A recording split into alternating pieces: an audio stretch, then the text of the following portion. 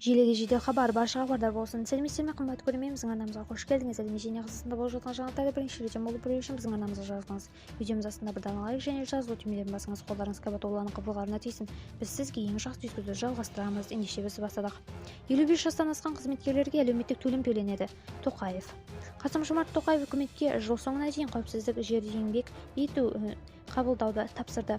Құжат 2030 жылға дейін аралықта қамтуға тиіс, деп хабарлайды бүгін KZ порталы. Бұл тұжырымдама жұмыс орнындағы жарақат алу жағдайларында болдырмауға бағытталу керек. Менің тапсырмам бойынша үкімет зиянды жағдайда ұзақ уақыт жұмыс істейтін адамдарды әлеуметтік қолдау тетігін әзірледі. Мәселе көптен бері талқыланып келеді және шешім табылды.